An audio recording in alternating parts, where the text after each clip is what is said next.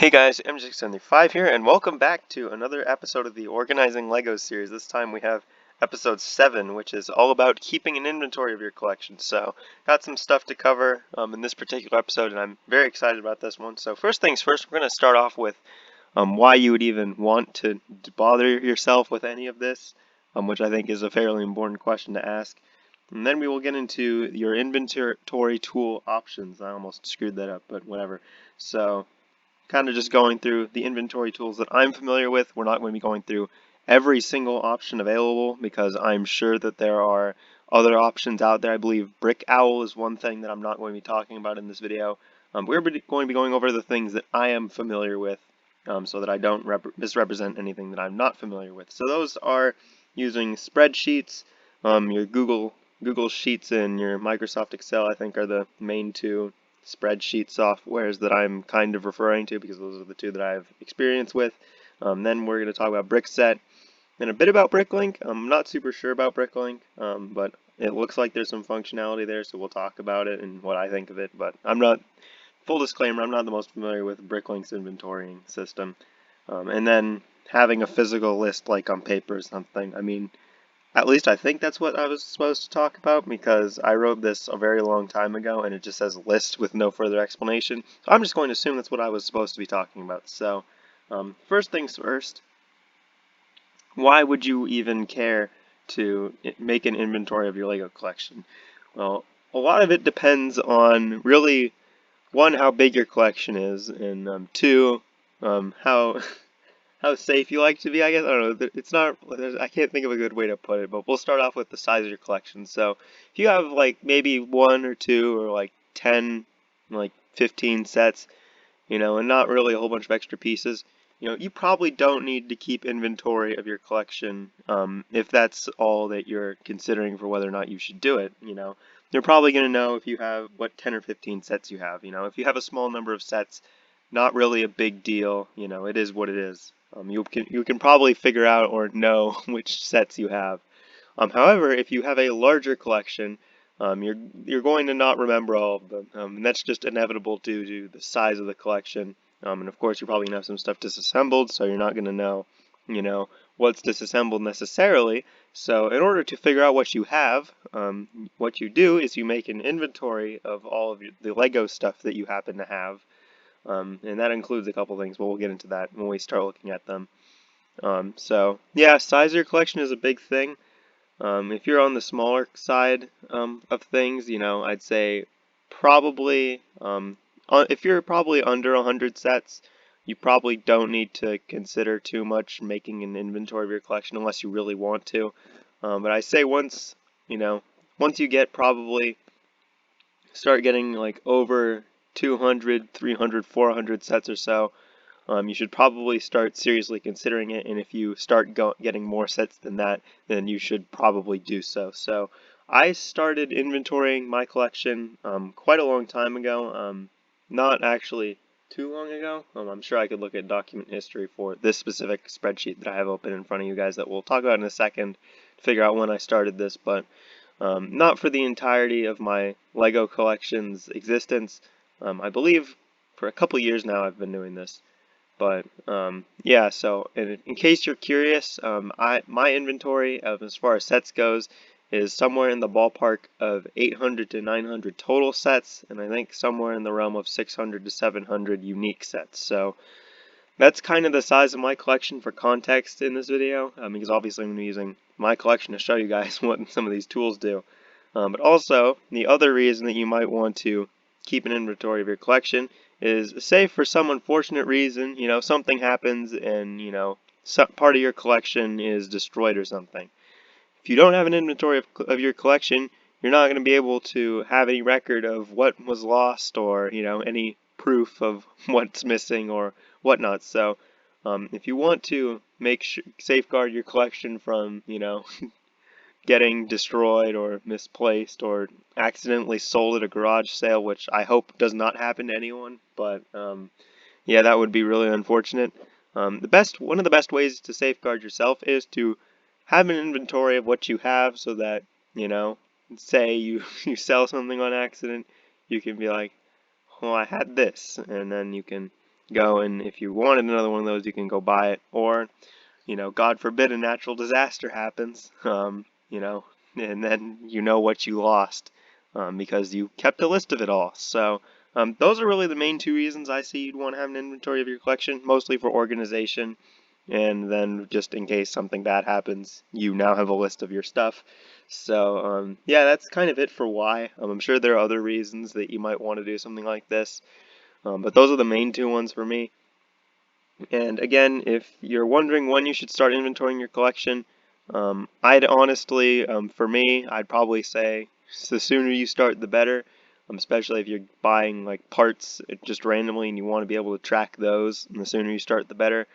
But otherwise, what kind of like I said, if you're under 100 sets, you probably don't need to worry about it. Of course, you're focused on the safety aspect. But anyway, under 100 sets, probably don't need to worry about it.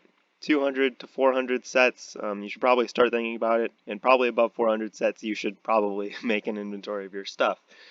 So now that we know kind of why you'd want to do something like this, let's take a look at some of the options you have available to you when you're making an inventory of your collection. So first we're going to talk about spreadsheets. So these are going to be your Google Sheets, which is what I have pulled up here on the screen for you guys. And then of course, if it's your preference, Microsoft Excel. And I'm sure there's others out there, but those are the two big ones and the two ones that I know how to work with because they're very similar. But really, whichever you use is probably going to purely be preference. I choose Google Sheets mainly for accessibility because you can just sign on to your Google account and it's in your Google Drive and it's there and you can just access it from wherever. But if you like Microsoft Excel, because I'm sure that the tools on that are probably a bit better and a bit nicer. And of course, go for that. Whatever your preference is if you decide to go this route. But this is my Google Sheet of my Lego sets inventory. So as you can see here, we're on the set inventory page, and I'll kind of just walk you through how I've done this. And of course, feel free to take inspiration from what I've done here, but how you decide to organize your spreadsheet and what information you decide to track is entirely up to you. So I've got the set number, which is in the A column, going all the way down. And they're organized a little weirdly. They're not like in actual set number order, because the way that I've organized the set numbers is based on how I have them in the drawers, which is sorted first by instruction size and then by set number. So that's how it's organized. You'll have the smaller instructions typically in the front, so you'll get a lot of your smaller sets. And I don't know. I don't think I have instructions for this one, so it's a little screwy. It's not perfect. But you'll get your smaller sets in the front, and then those will go by number, and then you'll get your medium-sized sets, and we're kind of looking through the Bionicle stuff right now, and then those will go up in number, and then you'll get kind of your medium to big sets, and then you'll get your big sets, and that'll be how it is, or you'll just get your kind of random stuff.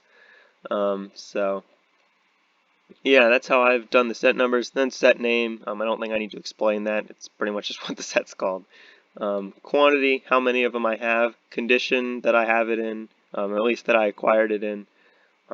If I got it used, I'll put used, and then the quantity. If I got it new, I'll put new, and then the quantity. And then if I have like a mix, like for example, I have a mix of Biddle sets. I have two of them, and I got one of them new and one of them used, so I'll put that there as well. And then next thing I track is whether or not I have the box, the canister, polybag, whatever the packaging happens to be in the instructions. So if I have both, I say both.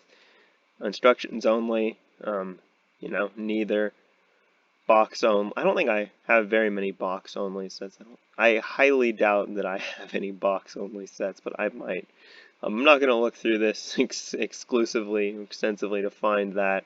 But then I have a column for notes, which is like, if there's anything that I want to note about it, like say for example for Liwa here, I only have the instructions, so I put a note, only instructions, not complete set. So pretty much just notes for anything that additionally needs to be noted, or if you just want to have some fun, just kind of putting set versions or stuff.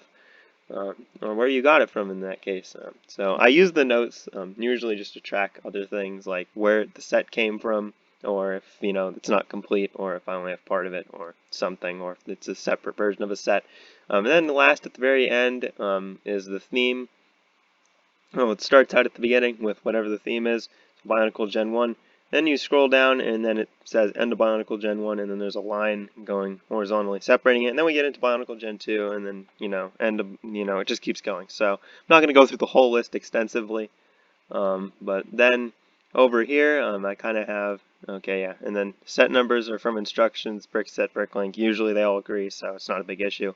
But then over here, we have a different thing, and this is totally unnecessary if you're going to be using another tool, but just something I have off to the side here. This basically just counts how many sets I have of each theme. So again, you got the theme going down here, total number of unique sets, then total number of complete unique sets, and then instruction only / incomplete sets, and then duplicate sets, and then total number of sets, and then duplicates and instructions only, and then total number of sets with duplicates, basically total number of sets plus duplicates and complete sets. And then those are all counted up and totaled down at the bottom, so that I have numbers so that I know how many sets I have, because that's a nice number to track. And then over here I kind of have some random stuff. Pick-a-brick cups, just all those, and then yeah, just some kind of random things that I get a couple of base plates, special minifigures from like Lego employees, and stuff that I've acquired as part of my collection. So just kind of random things. Then I have my bulk parts inventories, which is, I started doing this more recently than the inventory, but when I get a pick-a-brick cup, I'll count all the pieces in it and then just make inventories of them. I'm not going to go over any of this other stuff in great detail. Parts, pretty much the same thing as the sets. Number, name, and then because parts are a little different, color, and then I don't know why I put this over here, but I have like a whole column dedicated to the part / color ID, and then quantity, and then notes. So yeah, and then there's another one, but I'm not going to go over that one. So as far as pros and cons go of the spreadsheet, pro number one, it is a spreadsheet, so you can kind of make it however you want. If you want to track like the piece count of every single set, but you don't want to track the number for whatever reason, you can manually set it up so that you only track whatever you want. So that's pretty neat. Also, probably don't need anything else. You probably already have a Google account or Microsoft Office, so you don't need to go out of your way to get anything else to really make a list of your sets. So that's nice. It's cool to not have to do anything else. And then of course, because of that, more accessible. There are files, so you can move the files around if you want, whereas the other things you can, I think the other bricks that you can like download it in a file and then move that, but it's just too much of a hassle for me, so I just have like a file version here. So those are the main pros. You can kind of just do it however you want. Track what you want, don't track what you want, set it up so that you can really work with it and it works nicely for you. And you probably don't need to go out of your way to get anything additional to do something like this. You probably have a Google account, which includes Sheets, and even if you don't, you probably also have Microsoft Office, which includes Excel, so you don't really need to go hunting for something else. A spreadsheet will do you well, it'll do you just fine. But the major con of a spreadsheet is that you literally have to set all this stuff up yourself. There isn't, you could probably take like this as like a, I don't know, it's escaping me right now, but like, you could probably take this as like, kind of a draft, I guess. I don't think that's the right word, but like kind of as like a template. Yeah, that's the word, template. Yeah. Helps to remember words, but you could probably take this as like a template if you think this would work fine for you, and I welcome you to take inspiration from this or anything else you see in this video for your own collection organization needs. But pretty much the major con is that it's going to take you a long time to set this up, and it's all manual, so you have to put all the stuff in manually. And if you have, you're starting, you have maybe 10, 20, 50 sets, that's not a whole lot of work. I think when I started this though, I was closer to like 600 sets, maybe 500. I don't quite remember. It was a long time ago, but quite a few sets, and it took me multiple days, I think, to get this spreadsheet set up. So It definitely does take some work if you do have quite a lot of sets. All of these tools take some bit of work, but it's a lot less work in the case of Brickset, which is the next thing I'm going to be taking a look at. So, if you don't know what Brickset is, basically Brickset is a website that you can use to inventory your Lego collection. I believe that is the main function of the website. They also have like news and stuff on there. You've probably, if you're like more into the Lego as like a hobby, you probably have heard of Brickset before. So if you want to go Brickset, go to brickset.com. That's the website. So I'm not going to be giving you guys a huge tour of Brickset today. If that's something you're interested in, let me know, because that is an entirely different video. I'm mostly going to be talking about here the set inventorying capabilities of Brickset. So here you can see this is Brickset.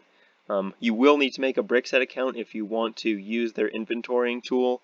But it is, one, it is free, and two, it gets rid of all the ads on the site, so it is very epic. I would highly recommend that you make a Brickset account if you want to use their tool. And even if you don't, because they put ads all over this site, so it's really nice to just get rid of all of them.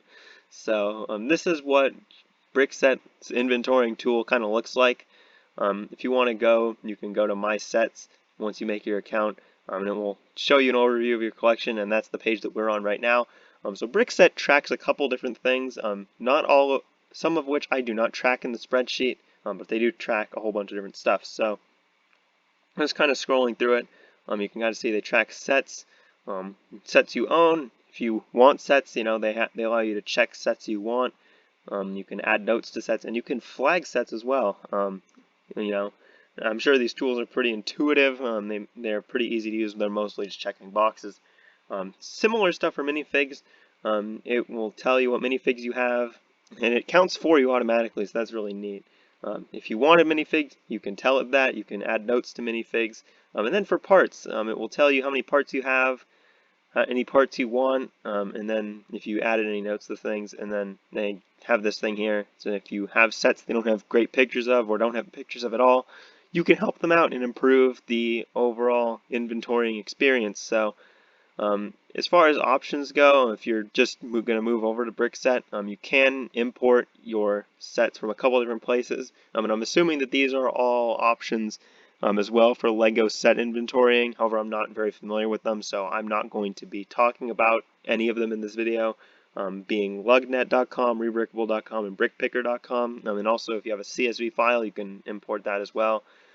Export it. You can also do a CSV as tabs separated, which I don't actually know what that means, but we're just going to gloss over it. You can also go to Peeron and Rebrickable as well, or you can share it. So those are pretty much the options. As far as any other special ins and outs go, if you do add a set to your owned list, I guess, it will put the minifigs from that set if it has any in the minifigs own, and it will add the parts to your total parts count. So you don't have to go track those manually, you just add the sets and it does it all for you. So you might be wondering, well, how do you go and add sets then? Well, basically what you do is that they have a little search bar. I don't think you can see it because I've probably cropped it out of the video. But basically you just type in a set number or a part number or whatever you want. Let's take, for example, the recently released, in everywhere but the US it seems, 75280 501st Legion Clone Troopers. So let's say that you just got this set. You can see that I want one of these, which I'm sure is surprising very few of you. But you can see here, this is the set, this is the page. It has some nice set info over here, including the set number, the name, the type, some tags and stuff. It also has minifig parts count, price, value, stuff like that. Price per part as well, which is an interesting metric. And then also, some review scores. Buy it at Bricklink, and then eBay, if you want to get this thing on eBay. Or I believe they also have, no, they don't have Bricklink. Or is that lower down? I don't know. No, okay, so it's not. Alright, well, then you can, of course, add notes. Or if you want to see if you can build it, you can go check out Rebrickable. I'm assuming they'll tell you if you have the parts to build it. So let's say I just got my 501st Legion Clone Troopers, day it came out, I was up at 3 a.m. and I went down to the Lego store even though they weren't open, and I bought a 501st Legion Clone Troopers set. So let's say that I have just got this set. In order to add it to my collection, all I have to do is check the I own one of this set box, and it will put a number here. And if I bought like 9 of them, I can say that I put 9 of them. But I didn't actually buy this set, so I'm not going to screw up my inventory. Yeah, I do not own any of these. Not yet. And if you no longer want the set, or you want the set, you can just check and uncheck the box. Pretty simple, pretty user-friendly as well. And if you have other sets, of course, you can go search for them, either as you get them, or if you're going to start using Brickset to inventory your stuff, you can move over there as well. So pretty simple overall. In my experience, Brickset is pretty user-friendly. And they do tend to have most of the sets in a timely manner.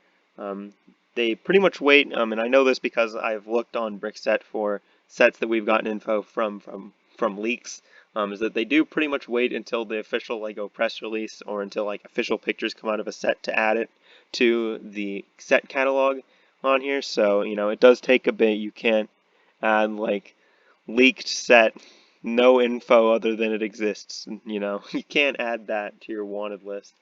But it will get added when eventually when it's confirmed. So that's really the only annoying thing in my personal experience. I didn't import my spreadsheet. I just checked all the sets again. Maybe I did. I think I actually did, but I think I had to like go back and fix a bunch of things. So there might be some problems with the importing. But other than that, not really any real problems. I'm not gonna go and show you guys like the view your sets thing. That's a little much for this video. But it's pretty much just what you'd expect. We can just go to browse and it will pretty much show you how that looks. So let's browse some sets. How do we find sets? That's a great question. Let's look at some junior sets. Why not? So basically, if you have sets in your collection, this is how it will look. Except it will say that you own the set, of course.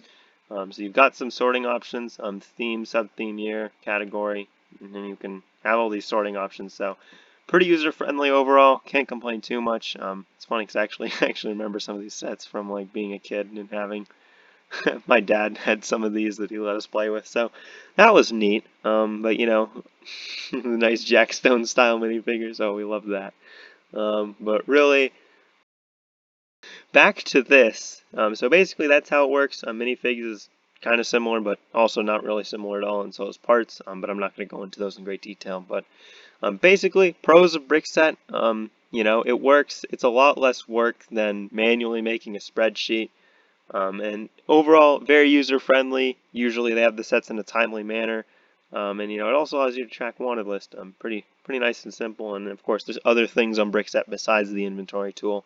Again, the one con that I kind of have for Brickset is that sometimes it takes them a minute to get new sets that are getting leaked on. So, you know, that can be kind of annoying. And also, they have it so that when sets haven't released yet, you can only add it to your wanted list. And sometimes, you know, if you go to like Legoland, California, like I did at the end of last year, and you pick up sets on pre-release, sometimes they won't let you add them to your Brickset inventory, which is kind of annoying, but you kind of just have to wait. So overall, Brickset's pretty solid. If you don't want to make your own spreadsheet, probably I'd recommend you go to Brickset. But there's one other thing we'll talk about in this video besides at least on the web browser, and that is Bricklink. So Bricklink does have some inventory tool, and again, we'll go to our 501st Legion Clone Troopers. And it's pretty much just, you know, you have to make an account. I'm not logged into a Bricklink account right now.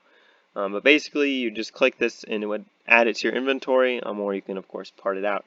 And I'm not advertising this necessarily as an inventorying tool, because based on my understanding of Bricklink, in that it is more oriented towards selling Lego sets, I believe this more has something to do with that.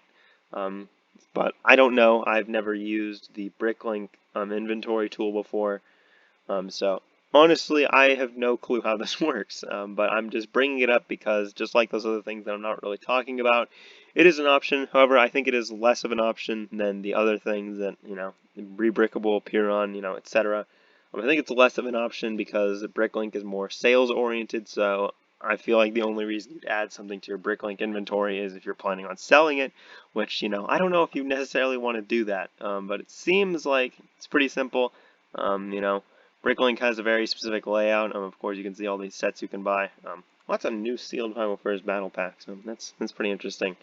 But yeah, so you can add those, part them out, which is cool because Brickset doesn't necessarily let you just say that something is parts. It'll show you the pieces, but it won't just tell you outright. And it's like, hey, you turn this into parts, which I guess is kind of neat. But if you want to use Bricklink, and you're familiar with that, go ahead. Maybe someone who knows more about the Bricklink inventory system than I do can enlighten me in the comments section. And I look forward to that if that's something you decide to do, because this is a pretty long video. But yeah, so that's Bricklink. Not too sure about that one, but I'm sure that it's probably fine. So last thing that I don't even have like a window for, so I'm just gonna go back to my spreadsheet, is making a literal list on pen and paper. And honestly, I don't know why you would do this in this day and age when computers are this accessible. Obviously, you're watching this video somehow. You've got to have something that allows you to inventory your sets digitally. That's probably what I'd recommend. But you can also pretty much make an alternate version of the spreadsheet, but on paper. And honestly, I don't see any reason why you would do this unless you don't want to have your collection, digitally for some reason.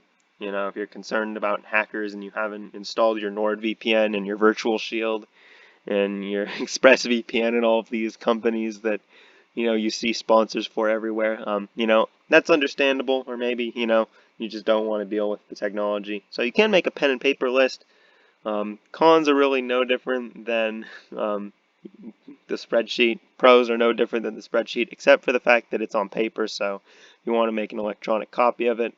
Kind of hard because it's, you can just print out a spreadsheet. You can't really just, upload a written list of things. It just doesn't work like that necessarily. There are like those dictation programs, but it's just not as simple is what I'm trying to say. But really, those are the main inventorying tools that I'm aware of. Again, like I said, there are more options out there. This is just what I'm familiar with, and I only brought up Bricklink because I know that it's a thing that exists, not that I've ever used it or know how it works in any capacity. So if you know anything else about any of the other inventorying kind of options that we didn't take a look at in this video, due to my general lack of knowledge on these things and lack of experience with them, feel free to post a comment about them, how they work, whether or not you think they're cool or not, anything about the other ones. But really, if you're looking for my recommendation, if you really wanted a particular way, probably go with Sheets or Excel. Personal preference, whichever program you want. But probably if you don't want to do all the work of a spreadsheet, go for Brickset. Pretty simple, pretty user-friendly. They probably have all the sets that you have, and they track a whole bunch of interesting things, and I'm sure that a lot of people will love to look at all the stats and the graphs that they provide you, which I didn't show you in this video. But they provide a lot of like stats and graphs and other cool things. So that's going to pretty much wrap up this very long episode of the Organizing Legos series. Next time will be episode 8, which I'm going to do a quote-unquote Lego room tour. So that will be interesting. It's been a minute, and I think I'm going to have to clean my room before I do that because, it's not the cleanest. I think quarantine has definitely changed a couple things around here. But basically the purpose of this video is just kind of to show you around and kind of just show off my approach to Lego organizing, because we've talked about like all the different things you can organize in this series. And then just kind of to show what I've done so you can, see these kind of things in action and, see, ooh, I like that, and then, use that, and then say, ooh, I don't like that, and then don't use that when you're trying to figure out how to do this stuff. So really that's going to be it for this video. I'm not going to drag it out any longer than it already is. At least I'm going to try not to. No promises, but yeah, stay tuned for the next episode. If and when that comes out. Should be soon, hopefully, probably, maybe, we'll see. But anyways, that is going to be it for episode 7 of the Organizing Lego series. Thanks everybody so much for watching, and I will see you guys in the next video. Goodbye.